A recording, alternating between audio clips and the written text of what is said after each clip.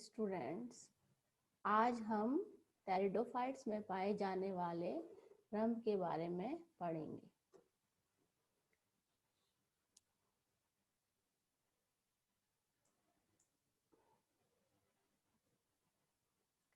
Steel जो शब्द है जिसे हम रंभ कहते हैं, ग्रीक भाषा का शब्द है जिसको कि अंग्रेजी में अर्थ है स्तंभ। रंभ सिद्धांत जो सबसे पहले वो दिया था वान तिगम ने 1886 तथा दोलियत ने रंभ सिद्धांत का प्रतिपादन किया, जिसके अनुसार मूल तथा तने की सकल आंतरिक संरचना आधारभूत रूप से समान होती है। इनके अक्ष के केंद्र में, दोनों के ही एक केंद्रीय अक्ष में जो हम कहते हैं संवहन तंत्र पाया जाता है, जिसे कि रंभ कहते हैं, जिसे कि अंतस्थ त्वचा अलग करती है वलकुट से। जो टेरिडोफाइट्स है उसके अगर हम लोग जो है रंभ की बात करते हैं, तो जो रंभ होता है वह केंद्रीय अक्ष का वह भाग है जो कि अंतस्थ त्वचा बाहरी वलकुट से उसे अलग करती है। इसके अंदर, रंभ के अंदर जाइलम होता है केंद्र के अंदर, और उसके बाहर फ्लोएम होता है। परिरंभ जो कि केंद्रीय अक्ष को घेरे हुए होता है, उस भाग को हम रंभ कहते हैं।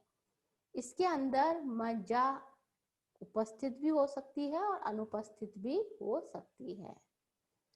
तो इस प्रकार से जो रंभ है उसको हम देखते हैं, तो जो रंभ है वह, उसके अंदर हम प्राथमिक संवहन ऊतकों को ही सम्मिलित करते हैं। जो बीजीय पादप हैं उनके अंदर अंतस्थ त्वचा इतनी सुस्पष्ट दिखाई नहीं देती है। तो जो वान तिगम थे, उन्होंने जो अंतस्थ त्वचा है उसको, जो वेस्कुलर जो क्रिप्टोगैम्स है उनके अंदर एक सीमा रेखा मानता है जो कि वलकुट को रंभ से अलग करती है। क्योंकि बीजीय पादपों में अंतस्थ त्वचा सुस्पष्ट नहीं दिखाई देती है, इसलिए वहां पे हम लोग जो संवहन तंत्र है उसके लिए वैस्कुलर सिलेंडर शब्द का इस्तेमाल करते हैं, जिससे कि संवहन सिलेंडर भी कहा जाता है। तो ये जो रंभ है ये हमारे जो क्रिप्टोगैम्स है उसी के लिए है, ताकि हमने ये जो रंभ है संवहन तंत्र उन्हीं के लिए ही वहां तक ही सीमित रखा है। ये जो रंभ है, रंभ के अंदर जो अक्ष होता है उसके अंदर तने या उसके अंदर अक्ष में जो पर्ण अनुपथ होते हैं या जो शाखा अनुपथ होते हैं, उनसे भी इनके आकार में परिवर्तन हो सकता है। जैसे कि हम देखते हैं कि जो गुरुपर्णी जितने भी टेरिडोफाइट्स हैं उनके पर्ण अनुपथ के कारण अलग से उन्होंने, जो वान तिगम थे उन्होंने उसको एक अलग इकाई माना है पर्ण अनुपथों को। तो इससे हम देखते हैं कि जितने भी जो गुरुपर्णी जो टेरिडोफाइट्स हैं उनके अंदर अलग से हमें पर्ण अनुपथ दिखाई देते हैं इसमें अक्ष के अंदर। जबकि जो दूसरे पादप हैं, लाइकोपोडियम है, सिलेजिनेला है, इनके अंदर जो पर्ण अनुपथ होते हैं उनका तने के अक्ष पर कोई भी प्रभाव नहीं पड़ता है। जबकि जो गुरुपर्णी टेरिडोफाइट्स है उनका जो तना होता है उस पर जो मुंह, जो हम कहते हैं प्रकंद है, उस पे उसका स्पष्ट रूप से उसको दिखाई देता है। तो जो पर्ण अनुपथ को अलग एक इकाई माना है, तो उसके आधार पर जो अक्ष होता है वो पर्णिल भी हो सकता है और स्तंभिक भी हो सकता है। तो जो ईशाव थे और जो स्मिथ थे 1955 के अंदर, उन्होंने टेरिडोफाइट्स में पाए जाने वाले रंभ को दो भागों में विभाजित किया। पहला जो रंभ है वो है ठोस रंभ, और जो दूसरा रंभ है वो कहलाता है साइफोनोस्टील या उसे हम कहते हैं नाल रम। तो पहले हम देखते हैं ठोस रम। जो ठोस रम होता है उसके केंद्र में एक जाइलम पाया जाता है, उसके बाहर फ्लोएम की एक वल्य होती है और फ्लोएम के बाहर परिरम पाया जाता है और परिरम के बाहर अंतःत्वचा होती है। तो ये जो भाग है ये कहलाता है ठोस रम। इसको इस प्रकार का जो रंभ होता है उसे हम आद्य प्रकार का रंभ मानते हैं। और ये जो शब्द है ठोस रंभ या अंग्रेजी में बोलते हैं प्रोटोस्टिल, ये शब्द है प्रोटोस्टिल, इसके जनक है वो है जेफरी, जिन्होंने इसको ये नाम दिया था प्रोटोस्टिल। 1900 उन्होंने इसके अंदर इसको ठोस रम प्रोटोस्टिल को नाम दिया। जो कि हम लोग जो प्रोटोस्टिल है वो 1897, 1899 और 1902 में इसको प्रोटोस्टिल को उन्होंने ये ठोस रम नाम दिया, प्रोटोस्टिल नाम दिया। ये जो ठोस रम होता है इसकी अगर हम देखते हैं तो ये है जो जितने भी जो जीवाश्मी जो टेरिडोफाइट्स हैं या जो आद्य प्रकार के टेरिडोफाइट्स हैं उसमें एक प्रकार का ठोस रम पाया जाता है। ठोस रम जो होते हैं वो 4 प्रकार के, अगर हम देखते हैं तो 4 प्रकार के ठोस रम होते हैं।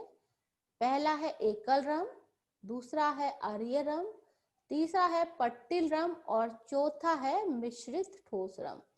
तो इनमें जो जाइलम होता है उसकी संरचना में अंतर दिखाई देता है। तो उसी के आधार पर ठोस रम को हमने 4 प्रकार के बताए हैं और इसके अंदर मज्जा अनुपस्थित होती है प्रोटोस्टिल के अंदर। इसमें जो एकल रम होता है उसके अंदर बीच में जाइलम होता है केंद्रीय भाग में, उसके बाद फ्लोएम दिखाई देता है, परिरम उसके बाहर उसको घेरे हुए होती है और उसके बाहर अंतःत्वचा होती है। इस प्रकार का जो रंभ है वो दिखाई पाया जाता है राइनिया के अंदर, ऑर्नियोफाइटोन के अंदर, स्लेजिनेला क्रोसियाना के अंदर। जो प्रोटोस्टिल है उसका जो दूसरे टाइप का जो रम है उसे हम कहते हैं अरीय रम या एक्टिनोस्टिल। जैसा कि हम इसके नाम में देते, अरीय का मतलब होता है भुजाएं, तो इसमें हमें जो रम दिखाई, जो केंद्रीय भाग है उसमें जो जाइलम होता है वह कई शाखाओं में विभाजित दिखाई दे रहा है। इस तरह से ये एक जो तारे नुमा संरचना बना लेता है उसे हम कहते हैं, अंग्रेजी में कहते हैं एक्टिनोस्टिल और हिंदी में कहते हैं हम अरीय रम। तो ये जो अरीय रम होता है इसमें जाइलम भुजाओं के रूप में दिखाई देता है और जो भुजाएं उनके बीच में हमें फ्लोएम दिखाई देता है। इस फ्लोएम को घेरे हुए परिरम दिखाई देता है और उसके बाहर अंतःत्वचा दिखाई देती है। तो इस प्रकार का जो अरीय रम पाया जाता है वो जो टेरिडोफाइट्स है, एस्टेरोजाइलोन है, उसमें इस तरह का हमें रम दिखाई देता है। लाइकोपोडियम सिरेटम है, जब हम इनके तने की अनुप्रस्थ काटते हैं तो इस प्रकार का हम उनके ठोस रम हमें उनके तने में दिखाई देता है। और उदाहरण साइलोटम। तो ये सारे क्या हैं, आद्य प्रकार के टेरिडोफाइट्स हैं। तीसरे प्रकार का जो ठोस रम है वह है पट्टिल रम। पट्टिल रम में जो जाइलम होता है वो पट्टियों के रूप में टूट जाता है, तो हमें समांतर पट्टियां दिखाई देती है जिसको के रूप में हमें जाइलम दिखाई देता है। उनके बीच में फ्लोएम पाया जाता है, उसको घेरे हुए परिरम होता है और फिर उसके बाहर अंतःत्वचा और बाहर की तरफ वलकुट पाया जाता है। तो ये जो पट्टिल रम है ये जिन टेरिडोफाइट्स में पाया जाता है उनके उदाहरण है लाइकोपोडियम क्लेवेटम, लाइकोपोडियम वॉल्यूबाई। तो इनके हम लोग प्रकंद में देखते हैं या तो हमें इस तरह का ये पट्टिल रम हमें दिखाई देता है। फिर जो चौथे प्रकार का ठोस रम है वह है मिश्रित ठोस रम। तो इसमें हम जब केंद्र में देखते हैं तो हमें कोई स्पेसिफिक प्रकार का जाइलम नहीं दिखाई देता है। जाइलम हमें उसमें कुछ बिखरे हुए रूप में दिखाई देता है, कुछ जैसे बिखरा हुआ, जैसे गोल आकार में, तो कुछ पट्टियां दिखाई देगी, कुछ ताड़ना संरचना दिखाई देगी। तो इस प्रकार का जो केंद्र, उसके बाहर की तरफ हमें चारों ओर फ्लोएम दिखाई देता है। तो इस प्रकार का जो रंभ होगा वो कहलाता है मिश्रित ठोस रंभ। तो हमें इसमें पता नहीं, मतलब सब कुछ ना कुछ आकृति हमें इसके अंदर दिखाई देती है। इस प्रकार का जो मिश्रित रंभ है वह पाया जाता है लाइकोपोडियम सरनम में। जो ये है पट्टिल रंभ है, ये नाम दिया था जिमरमैन ने 1930 के अंदर। तो ऐसे ठोस रंभ में हमें दिखाई दे रही समांतर पट्टियां। तो इस प्रकार से जो ठोस रंभ है ये 4 भागों में हमने इसको विभाजित किया है। तो अलग अलग टेरिडोफाइट्स में हमने देखा कि ठोस रंभ अलग अलग तरह से हमें दिखाई दे रहा है।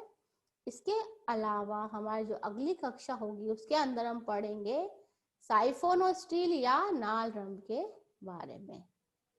धन्यवाद।